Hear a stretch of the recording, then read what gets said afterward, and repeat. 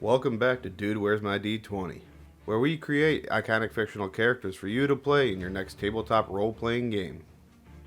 Today we are going to build the King of Gondor himself, Aragorn. Stay tuned until the end of the video to see his battle rating. Anyone who has read Lord of the Rings or has watched any of the films knows that Aragorn is the ultimate badass of Middle-earth. If you enjoy orc slaying in your free time or leading the entire race of man against a demigod, then Strider is right up your alley. We will start off by looking at Aragorn's attributes. One of the first features we will be looking for is inspiration and leadership. A speech from Aragorn will turn the tide of any battle. Aragorn has expertise with several weapons, including, but not limited to, swords, bows, daggers, and tossing dwarves. Aragorn is a top-tier swordsman, so that means we will be searching for a build that puts Andoril to the test. Aragorn was a chieftain of the Dunedain Rangers, so another feature we will be looking for is his survival abilities and combat toughness. We will now move on to Aragorn's race. Variant human is right up his alley, and no one will fault you for wanting to go that route. Personally, I like to mix it up. We're going to go with half-elf for this build. He was raised by elves and fostered by Elrond in Rivendell. It also helps that Aragorn lived to the ripe young age of 210. The half-elf racial traits include skill versatility, fey ancestry, and dark vision. For the two choice skills, I would choose medicine and survival. Your charisma score also receives a nice bump and is increased by 2. You also get to increase 2 other ability scores of your choice by 1. We will go with strength because that will be our primary attribute for hacking and slashing monsters. Our second choice will be constitution. Aragorn needs the high constitution rating for all those death-defying moments. How else would he survive falling off the side of a 100-foot cliff? For Aragorn's background, I think it's pretty obvious to go with Outlander.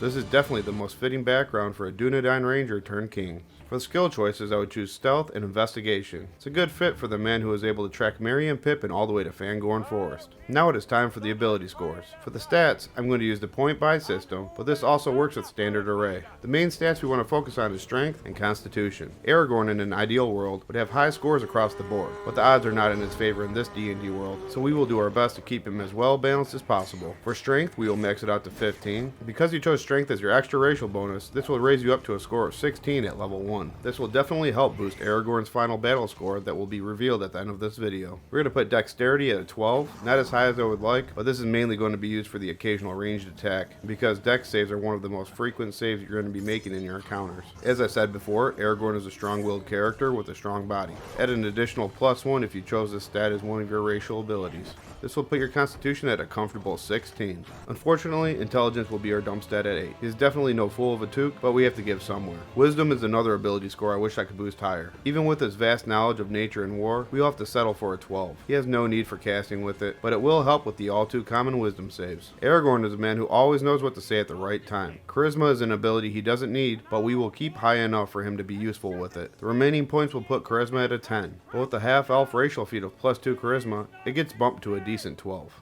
Aragorn is a ranger by trade, and some will even say that he was the original basis for the entire ranger class.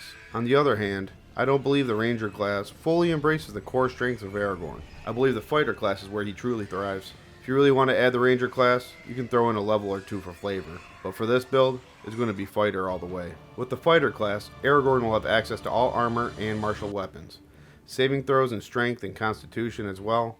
For the 2 skill proficiencies, you can't go wrong with athletics and perception. Some alternates would be nature, animal handling, and history. In addition, you also gain the second wind ability on the first level, providing with the bonus action to regain 1d10 plus your fighter level to regain health. For the fighting style, I would choose Superior Technique. We will get into maneuvers and superiority die in a little bit, but this is a choice you won't regret. For your maneuver choice, I would go with Maneuvering Attack, which allows you to roll your superiority die for additional damage on a melee attack.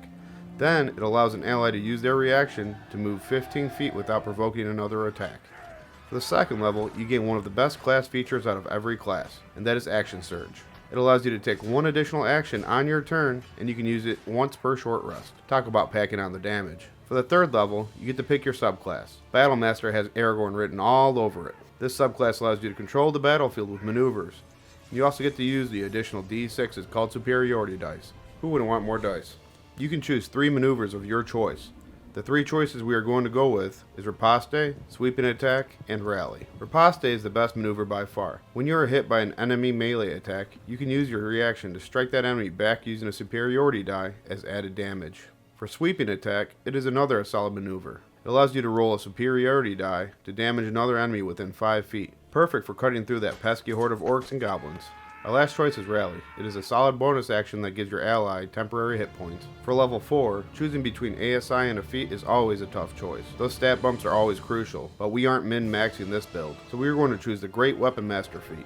Great Weapon Master is the perfect addition to Aragorn's fighting style from the films. It allows an extra melee attack as a bonus action when you score a critical hit. You can also choose to take a -5 penalty to the attack roll prior to your attack, but it will add 10 to the damage to your attack if you hit. It is a great feat worthy of a man who is able to fully remove the head off of a full-grown Uruk-hai. Downside is this style only works with a greatsword. For level 5, you gain extra attack, allowing you to, you guessed it, attack twice. This is crucial because there is no need for a short or long rest and is one of the main attractions for any fighter class. We are going to stop at level 5 for this build, and we will stay on the fighter class path all the way to level 20. Some notable later level class features include Indomitable at level 9 and level 13, which allows you to reroll for any failed saving throw. At level 10, your superiority dice increase to D10s. At level 18, they increase to D12s. Another extra attack is added to your arsenal at level 11 and level 20. You also get a second action surge at level 17. This build will hopefully motivate you to run an Aragorn inspired character. And finally,